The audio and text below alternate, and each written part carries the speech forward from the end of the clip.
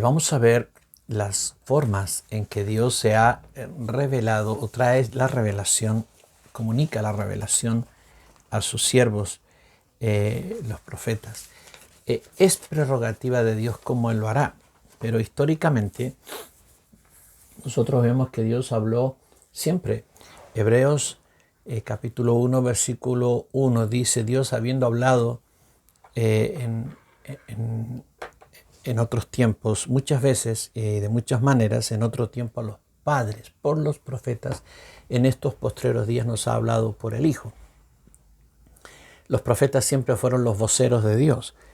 Ahora, la manera en que Dios transmite a sus siervos los profetas la revelación es prerrogativa de Dios. Tanto el dar revelación como la manera en que Él da la revelación, ambas son prerrogativas divinas. Vamos a ver algunas de las formas en que la revelación fue traída por Dios a sus profetas. Libro de Ezequiel 1:1. Aconteció en el año 30, en el mes cuarto, a los 5 días del mes, que estando yo en medio de los cautivos junto al río Quebar, se abrieron los cielos y vi visiones de Dios. Visiones. Esta es una de las formas en que Dios ha hablado por medio de los profetas. Y cuando el apóstol Pedro, hablando de las características de esta era de revelación, dice: en los postreros días, dice Dios, derramaré de mi espíritu sobre toda carne, y vuestros hijos y vuestras hijas profetizarán, vuestros jóvenes verán visiones y vuestros ancianos soñarán sueños. Visiones es cuando tú estás despierto y tienes una revelación. Dios te muestra cosas. En este caso puede que tengas dos visiones, la natural y simultáneamente como que estuvieras viendo con otra, con otro instrumento, y en este caso es con tu espíritu. Es decir, con tu alma y tu cuerpo estás viendo en lo natural y con tu espíritu estás viendo la visión espiritual. A veces es tan potente la visión espiritual que se cierra la visión natural y estás viendo solamente lo que Dios te está mostrando. La visión, entonces, normalmente, aunque hay algún pasaje que Dios dijo que habló en visiones y en sueños a unas personas, pero normalmente la visión, en la experiencia de la visión tú estás despierto. Los profetas del antiguo pacto, todos ellos tuvieron visiones en las cuales vieron en su espíritu las cosas que Dios quería mostrarles. Y la profecía que el apóstol Pedro habló aquí acerca de los postreros tiempos, dice que en los postreros tiempos, es decir, en estos días, los jóvenes verán visiones. Habrá muchas visiones, muchas visiones, y las hay. El problema es que la iglesia del Señor Jesucristo ha sido muy racional en el sentido de creer que solamente Dios habla hoy día por la palabra y no necesitamos más que la Biblia. Sin embargo, el apóstol Pedro está hablando que en los postreros tiempos, y los postreros tiempos comenzaron en el día de Pentecostés y todavía estamos en los postreros tiempos. Por lo tanto, esa palabra es para toda la era, para toda esta era. Por eso yo llamo a esta era la era de la revelación. Es normal que los cristianos vean visiones. El problema es que a veces como iglesia no estamos preparados para entender o discernir o interpretar las visiones, y lo que generalmente se hace es acallar la visión.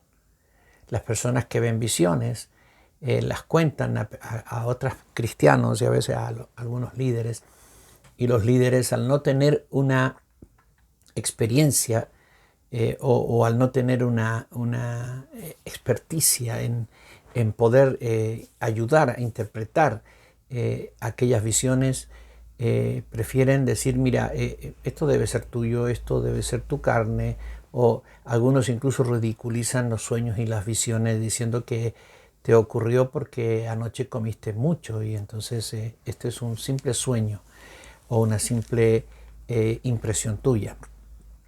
Pero las visiones fueron dadas para ser parte normal de la vida de la iglesia. Y los profetas, por ende, ¿no es cierto? Ellos tienen una gracia del Señor y Dios habla mucho a los profetas en visiones. El profeta puede estar mirándote y simultáneamente viendo algo que tú no ves. Tú miras para todos lados y no percibes, pero el profeta está mirando, teniendo lo que se llama una doble visión, natural y espiritual a la vez. Sueños es otra de las maneras en que Dios habla a sus profetas. Habló muchas veces por sueños. José, por ejemplo, tuvo sueños acerca de su futuro que finalmente se cumplieron. El Señor habló a José, el esposo de María, el padrastro de Jesús, en sueños acerca de las cosas que estaban ocurriendo y que recibiera a su esposa María y luego que huyera con el niño a Egipto y luego que regresara. Dios le hablaba a él en sueños. Y sueños, también dice aquí, vuestros jóvenes verán visiones, vuestros ancianos soñarán sueños. En los sueños tú estás durmiendo y tienes una revelación que Dios invade tu sueño y te da una revelación. Y en esa revelación Dios trae cosas que te va a... que son secretos, son misterios revelados. Muchas veces, y esto es muy importante, a veces las visiones y los sueños requieren una interpretación. Y los profetas debieran orar que Dios les ayude y les enseñe a interpretar, pero a veces los profetas ven en la visión o en el sueño de manera metafórica, figuras que no entienden. Y esto también lo vemos en el Antiguo Testamento. El profeta ve una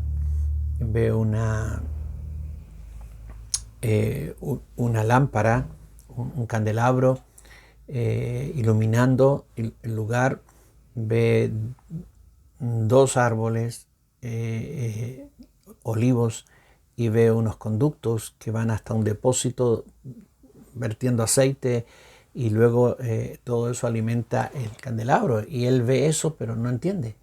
Le pregunta el ángel, ¿qué es lo que ves? Y él dice, veo esto. ¿Y tú entiendes? No entiendo.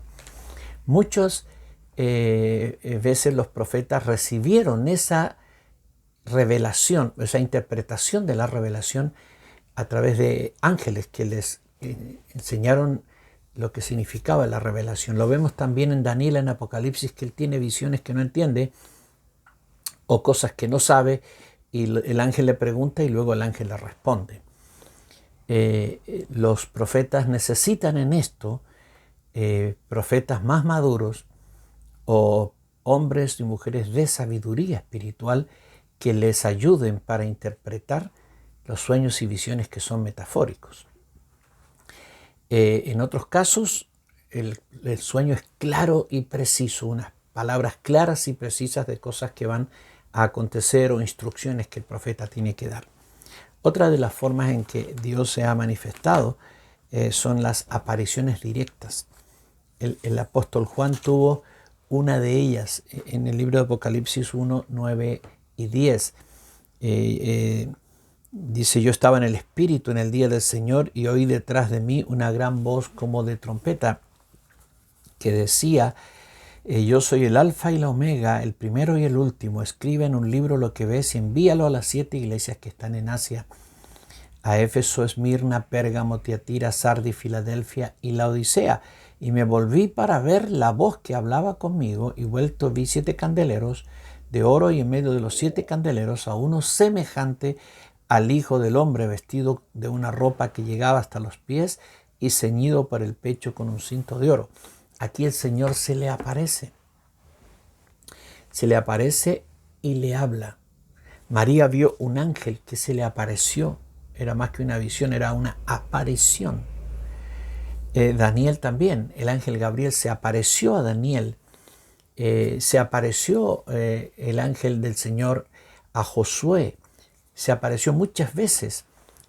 Estas son apariciones, son muy potentes, muy poderosas, y queda claro para aquel que recibe esta experiencia que fue una aparición, sea de un ángel o sea el Señor. Al apóstol Pablo se le apareció el Señor en el camino a Damasco y bueno, también está la voz audible del Señor. Dios habla de muchas formas. Aquí en Apocalipsis 10 y 11, versículo 11, la voz decía, la voz audible, yo soy el alfa y la omega, el primero y el último, escribe, y luego el Señor le empieza a hablar. Le habla audiblemente, él está escuchando el discurso, las palabras del Señor. Cuando Pablo iba camino a Damasco, también se le apareció el Señor y le habló audiblemente, y él le dijo, yo soy Jesús a quien tú persigues. Dura cosa te es dar coces contra el aguijón. Ahora, la forma más frecuente de escuchar la voz de Dios no es audiblemente, desde afuera hacia adentro, por decirlo de alguna manera, sino internamente, la voz interior. La voz interior. El Señor prometió esa voz interior para todos sus hijos. Él dijo, estoy en Juan 10, 27, mis ovejas oyen mi voz y yo las conozco y me siguen. 16, también tengo otras ovejas que no son de este redil, aquellas también debo traer y oirán mi voz, y habrá un rebaño y habrá un pastor.